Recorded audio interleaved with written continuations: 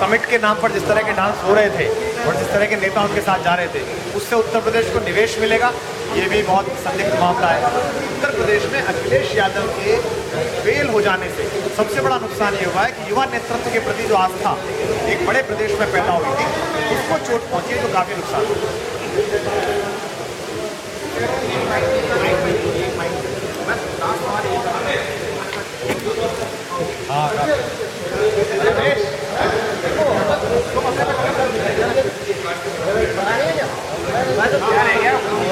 क्या रह गया तेरा?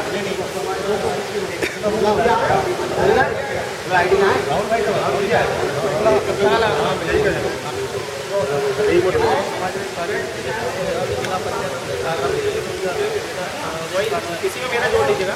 कुमार साहब, मौजूदा उत्तर प्रदेश सूबे की सरकार आप ही भाषण दे प्रदेश की, क्या कहेंगे सपा के नेतृत्व पर? देखिए, मुलायम सिंह जी जिस तरह का राज्य व्यवस्था लेके आते हैं तो कुछ नई नहीं है। जहाँ अराजकता बहुत बढ़ जाती है, गुंडाई बहुत बढ़ जाती है, वसूली बहुत बढ़ जाती है, वो मेरे लिए उसका फेल हो जाना ज़्यादा चिंतनीय प्रश्न नहीं है। व्यक्तिगत रूप से उत्तर प्रदेश के नागरिक होने के नाते मेरे लिए चिंतनीय ये है कि एक दिल्ली से भेजे गए फर्जी युवराज के सामने एक सड़क पर साइकिल पर चलने वाले असली युवराज को इस प्रदेश की जनता ने ये सोचकर जिताया था कि शायद वो अपने पिता और चाचाओं द्वारा स्थापित पूर्व निजामों से मुक्ति पाएगा। लेकिन ये बड़े दुर्भाग्य का विषय है कि 10 महीने बीतने पर भी ऐसा कुछ नहीं हो पाया है। और अखिलेश यादव शायद किसी भी मंत्री के लिए इस तरह नहीं है कि उसे बुला सकें।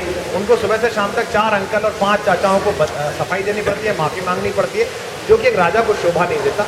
समय रहते वो अपने पिता और अपने चाचाओं की जो छाया है, काली छाया है, या तो उससे बाहर आ जाएं, नहीं तो उनका भी वही हाल होगा जो पहले उनके पिताजी के निज़ाम का हुआ था। और 14 में जो दिवा स्वप्न उनके माध्यम से उनकी सरकार देख रही है, उसके बाशिंदे देख रही है, वो चलेगी नहीं। अगर उनकी पार्टी से इस तरह के बयान होंगे कि वहाँ का एक अहंकारी मंत्री ये कहेगा प्रशासनिक रूप से चुने गए देश के सर्वोत्कृष्ट प्रतिभा संपन्न लोगों को कि इन IAS और IPS को डंडे से सुधारा जाएगा, इससे पता चलता है कि लोहिया के आदर्शों पर चलने वाले लोग, जनेश्वर मिश्रा के आदर्शों पर चलने वाले लोग, पंडित नरेंद्र जी के आदर्शों पर चलने वाले लोग किस तरह से एक परिवार के संकुल में फंसकर रह गए। अभी आपने दामिनी बलात्कार कांड की बात की, सैफई महोत्सव की बात की, इस पर आपका क्या बयान है? उस दौरान सूबे की सरकार ने सैफई में रंगारंग कार्यक्रम आयोजित किए, क्या कहेंगे आप?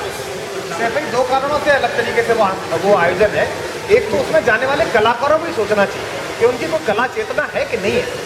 वो कवि हैं, लेखक हैं, साहित्यकार हैं, उनकी कोई व्यक्तिगत रीढ़ की हड्डी है नहीं है। अगर वो सामने बैठकर शिवपाल सिंह जैसे व्यक्ति को, जिनका सार्वजनिक आचरण भी बहुत अभद्र है, उसे संत कह सकते हैं, तो उन्हें सोचना चाहिए कि उन्हें कवि किसने बनाया, क्या वो कवि का काम कर रहे हैं कि नहीं कर रहे हैं। ये मायावती की सरकार आने पर बाबरपुर पहुंच जाते हैं और मुलायम सिंह की सरकार आने पर सैफई चले जाते हैं, ये क्या चक्कर है? और दूसरा, उनको भी सोचना चाहिए।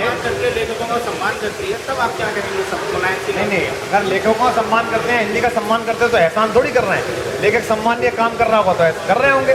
पर ये लेखक का भी दायित्व है, ये कवि का भी दायित्व है कि वो सामने बैठकर ये कहे कि बलात्कार पर आंसू बहाने वाली जया भादुड़ी जी, आप ही की सरकार में बलात्कार के 6 आरोपी विधायक बैठे हुए हैं। सबसे पहले उन पर आंसू बहाइए, सबसे पहले उन पर काम करिए। आगरा में ही शपथ ग्रहण करने जा रहे आपके प्रमुख कार्यकर्ता का पुत्र जो है वो बलात्कार के आरोप में पकड़ा जा रहा है, तो सबसे पहले उसका शपथ ग्रहण वापस लीजिए। आपको दामिनी पर आंसू बहाने का कोई अधिकार ही नहीं है, क्योंकि आपका कथन और आपकी करनी दोनों में अंतर है। मुझे लगता है ये लेखकों के लिए और साहित्यकारों के लिए चिंताजनक क्षण है।